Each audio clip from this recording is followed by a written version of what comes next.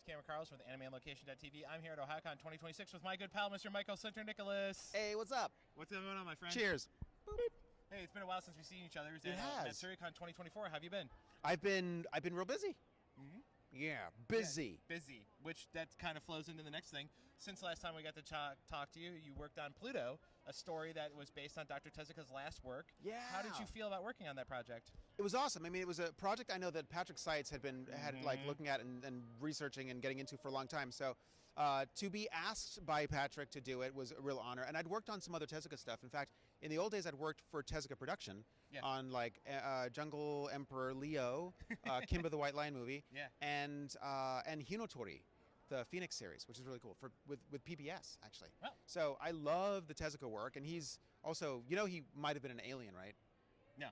There's a theory, because something like for his entire career, for the length of his career, which spanned from being a mangaka to like owning a production company. And he also was a real surgeon, Dr. Tezuka. Osamu Tezuka was a surgeon? Yes, that's why Blackjack is the way Blackjack is. Why did I not know that? Yeah, he was a surgeon for like 20 years before he became a mangaka. Wow, I feel like a dumb person. That's why he's called Dr. Tezuka. That's why I need you to educate me. All I know is the weird alternative like theories, because for his entire career, he produced like 6.5 pages of manga every day, like 7 days a week.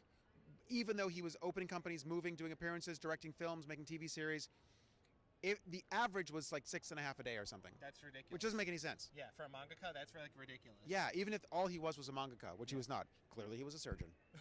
Well, prior to the mangaka Sure. stuff. He probably was doing that for fun on the sides, though. Yeah, just like hands. Actually, I did talk to, before I did my first thing for him, I met a producer at a convention who had been a producer with him. And I was like, can you give me any insight to Osamu Tezuka? And he was like, he was a very determined and particular director. And there was a time we were doing a show, and everyone would bring their cells and backgrounds to a photography studio to scan all the cells. And while he was there, he was like, I don't like how this is working. And he starts going around to other production companies' piles of stuff and grabbing it and cutting it up. And he's like, sir, you can't do that. And he was like wrecking other people's backgrounds to make his own better. And he was like, it stressed me out as a producer, but I respect it as an artist. So. Alrighty then. Also, you got to come back to Star Wars for Star Wars Young Jedi. How's it like coming back to Star Wars? It was, okay. I've worked on Star Wars Visions. Yes. So I knew those people. When the audition came in, I was like, squee, I get to audition for Star Wars. But, and I know all the people there. And Lindsay Halper, who's the incredible, from Ohio, casting director for Lucas. She's incredible. And she's so sweet, because she's from Ohio. Like everyone that I've met here has been so particularly, incredibly stinking sweet. I was so tempted to be like, ooh, look, I get to do a thing. But then I was like, don't be that. I don't want to feel like I'm putting my thumb on the scale. Anyway, I got cast. And then she was like, yay, I was so glad when the producers picked you. And like, you got to do the thing. And then I did the thing. And in the session, I remember being directed by the incredible Eden Regal, who I know from the old days and is the sister of my Ninja Turtle brother, Sam Regal. Yes. Now when you said Regal, now I knew who it was. Yeah. Yeah, I know who she is. Yeah. She's awesome. She's so talented. And I used to hire her as an actor in New York. Anyway, she's the director on it. She did a wonderful job. And I'm standing there in the studio, and I'm recording it. And then at some point, I just have this out-of-body experience where I'm like, the words at the end of the sentence are the thing. I'm about to say the thing. And I was like, get home safe, whatever. And then I go, may the force be with you. And I was like, I just said it. Yeah. I just said it for real. Like, not just saying it, but I had to say it. For a reason. I needed to say it. I was made to say it. I was forced. They bent my arm. But that was transcendent experience, getting to say the force be with you thing. That was cool. Anyway, I got to geek out pretty hard. Alrighty, now since last time we talked, you also got to be in the remake for Persona 3. How did that go? Oh, that was great. I mean, that wasn't many sessions or anything. So like, and I didn't know what was happening until I got there, because everything's a secret. Yeah. But it was great. And then there was a huge, wonderful rap party. And then I got to know more about what everyone else's experience was. It's funny. So, like sometimes you see a thing and you're like, oh, this is big production. But so much of it is done like piecemeal, and we don't always get to talk and stuff. Yeah. I feel like in New York and in the old days, there was a little more crossing paths in the studio than there is now. But yeah, so it was an honor. But then I didn't get to feel like I did as much on that. Yeah.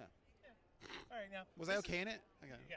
So here's a weird thing that you got to work on is you get to work on this Disney animated Twisted Wonderland.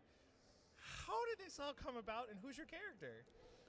It is an amazing production that I just am grateful licensing didn't break it. You know what I mean? Yeah. I mean, it's Disney. They're very particular about their IP, and they worked with Aniplex, who did a gorgeous job of bringing it to life. I've seen the clips, yeah.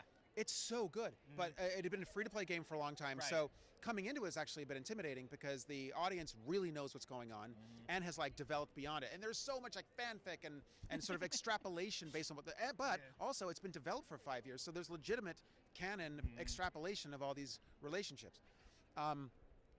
I was very lucky. Ruben Lack, who is the very gifted PM at Disney, who used to be a lawyer and was like, I'm going to do anime now. So he brings like real smarts and capability and like organization to it, but also real passion.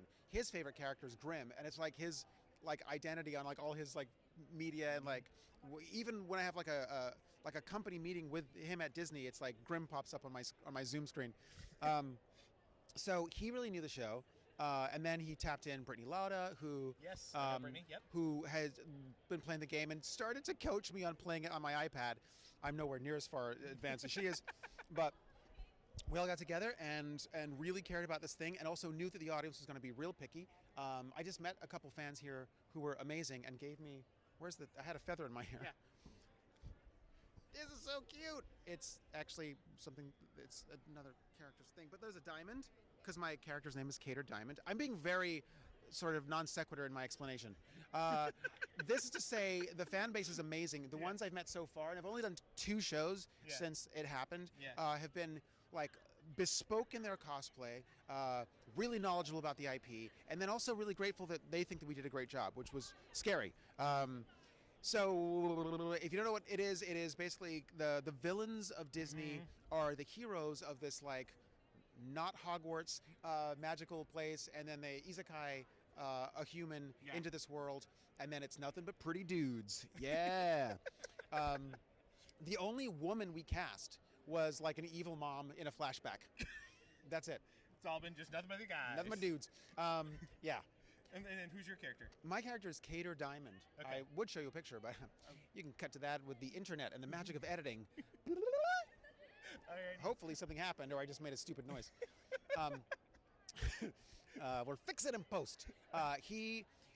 And because the fan base is so strong, I actually got a friend reached out to me to tell me, yo, this is my favorite character. And they were like, the thing about it is, he seems like an influencer, sort of like superficial influencer on the surface, but that his backstory is why it happens. And it has a lot to do with being raised in a house that wasn't that happy. And they're all sisters. He was the only boy in the house. And things had to be cute and pretty and presentable. So the reason he is a little more like Genki and like always posting stuff is to have a happy and a cute facade, though I prefer to use the word facade. And I thought that was really touching and important insight to playing the character. So it's not just like, yas, there's something else that drives it, and a need to make the world safer, happier, less prickly for everyone else. Cool. Yeah. Alrighty, I should probably check that out. I probably will. It's a really good show, but it gets actually scary. I'm a grown man, and by the end, I was like, this is giving berserk. Ooh. Yeah. Ooh. It gets hardcore. Okay. So just letting you know. All right. And I met a kid here who was really young, and she loved the show. She might have been like, I don't know, 8. Ooh. And I was like, but the end's kind of scary. She's like, oh yeah, it was so scary. So I'm just saying, I'm not 8. Alrighty, so I'm like 13. Yeah. So since last we talked, you worked on the short series on Netflix, A Vampire in the Garden, a unique dystopian future. How did you get involved in that series? Because I watched the whole thing, and I fell in love with the whole aesthetic and the snow, the whole like everybody's just like it's miserable, but also this weird like there's a somewhat sense of hope amongst the human and vampire populations. So what was it like for you? I'm glad you sensed that. I think that's important. It's easy to, and sometimes like a dark and gothic and vampiric like anime world can just be like mood, brood, and dour. But I think there's the reason to tell any of these stories is the ray of hope that somehow humanity, for all of our flaws,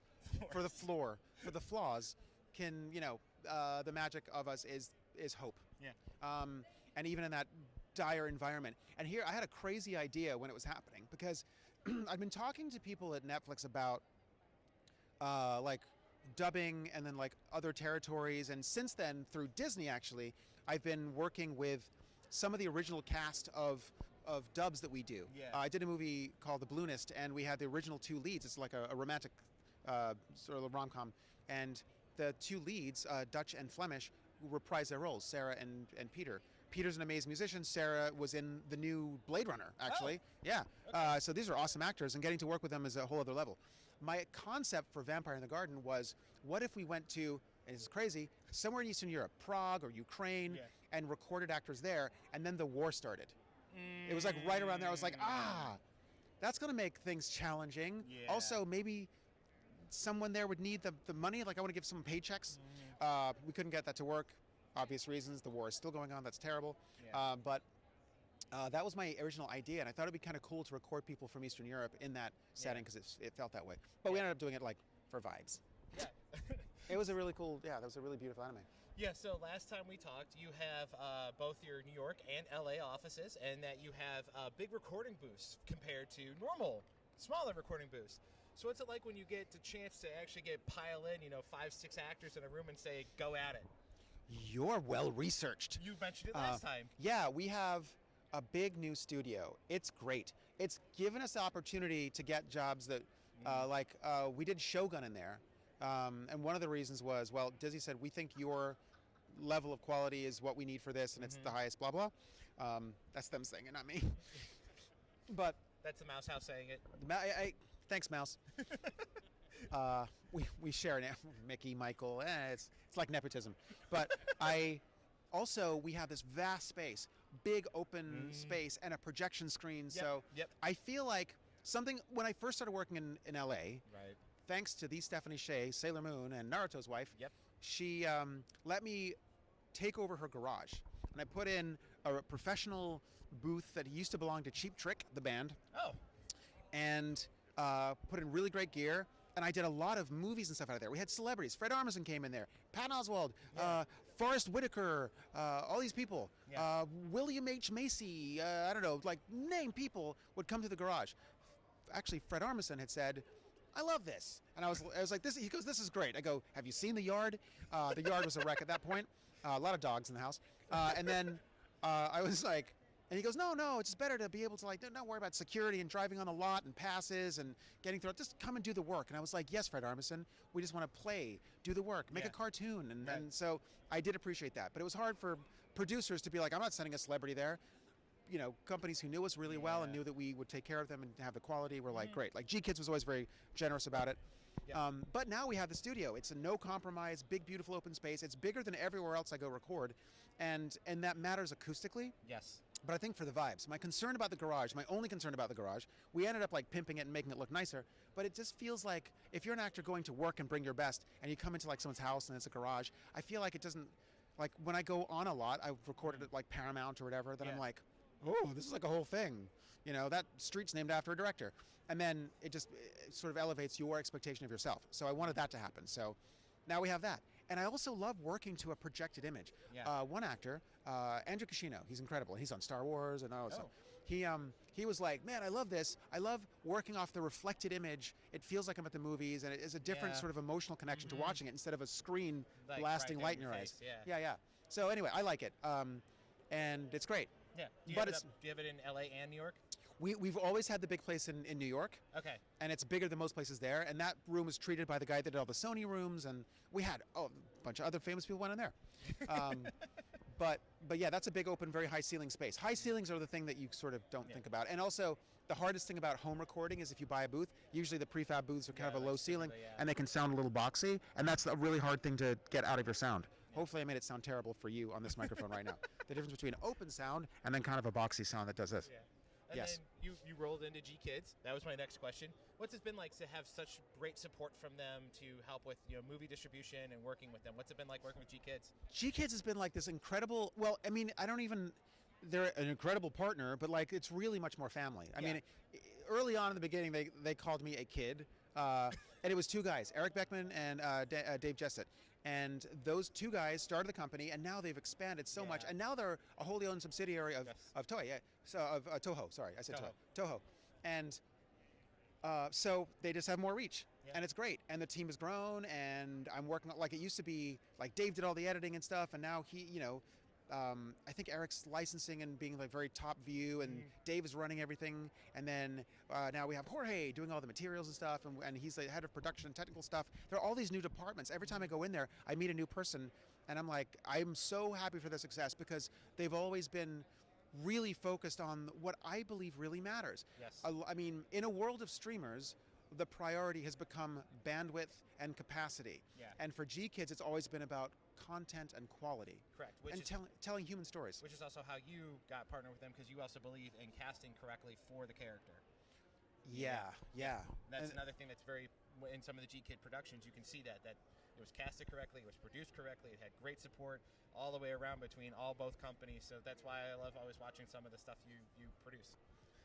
Thanks. Along with Stephanie. And it's amazing because, like Stephanie also, my development really, when Stephanie and I started producing together, we really affected each other in terms of the things to look out for. And casting appropriately was a huge thing.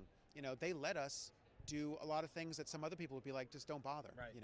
And I think it really matters. Yeah. And if it's art, everything matters. Like, especially for a dub, I think a dub is only as strong as its weakest link. You can have a couple great leads, and then like one bum like incidental will just snap you out of the illusion because you're adding something artificial to what was already done. Okay. And then, so kind of following things up, I know you're a very artistic gentleman, and I know you have a lot of literally irons in the fire. What can you talk about that you want fans to check out right now? Twisted Wonderland is dope. Yeah. It's so good. Yeah. Like, I'm not necessarily the pretty boy anime audience. I mean, you are a pretty guy. Well, you said it, I didn't. But I did sort of fish for it. But I think the show's actually really strong. The relationship's really great, and we did a lot of work from the casting and from the directing, everyone involved, to make sure all those otherwise potentially samey pretty boys really were defined an individual. So I think it's a really solid show. Plus, because Disney really cares, we got Disney Character Voices International, DCVI, to come in and support with the current actual Alice in Wonderland, the actual Queen of Hearts, and Card Soldiers. So there's a dream sequence where we imagine Alice in Wonderland, and it's Alice in Wonderland. Cool. Disney's official Alice in Wonderland. And not only did they bring a representative to make sure everything was sort of like, they're like, are you getting what you need for your production? And we need to make sure we're getting like on model for our character integrity. But they also bring a microphone, an old ribbon microphone, so that it sounds a bit more like it was back then. Yeah. So it's a subtle little textural difference, like. But it makes a difference. But it does. I think so. It's every little thing. Any other projects you want to have friends check out? You know what? Reminder: no NDA stuff. Right. I can't talk about what I was directing the day I got here. I know. You were actually working on Friday. I was working on all Friday. Yeah. I can talk. Well, Vision Season 3 is out now. Okay. And that came out with Twisted Wonderland. So it's kind of cool to have like 2 top 10s on like Disney Plus. Yeah. Okay. Also, anime's never really on Disney Plus. The only 2 anime ever to be on Disney Plus are Star Wars Visions and Twisted Wonderland. What? So #blessed. But when the other thing is, we just got Oscar nominated for Little Amelie with G Kids. Okay, cool. Oscar nomination guy over here. Yeah, number 6. What's up? That should be about almost less than 10 for you, but up there. Yeah. It should be 7, but Belle didn't make the deadline. But I think it would have been. Boy in the Heron was 5. Yep. And then 1. And then now we're in there. Yep. It's just nice to be invited to the party. Then we just did All You Need Is Kill. It's incredible. You know the movie Edge of Tomorrow with Tom Cruise? And yes, I've seen portions of it. Live, Die, Repeat. Yeah, I haven't seen the whole thing. It was based on a manga. Really? Yeah, it was. And this anime is based on the same manga. Okay, cool. Yeah, it's great. And we did a production that Toei wanted to redub Shin Godzilla. Really? And we did it. and we went because of the integrity thing that you just mentioned, and because G-Kids, we went with an all-Asian cast this time, and I had a consultant also talk about some of the nuances of it. The thing about that movie is it's a subversive comedy. It was made by Anno, the Evangelion guy, as a reaction to the Fukushima disaster. And basically, the ridiculous Japanese bureaucracy really hurt people when they're like, well, we have to put on the right costumes to do the thing and talk to the right department of the Bureau of the Bureaucracy, and the natural disaster doesn't care.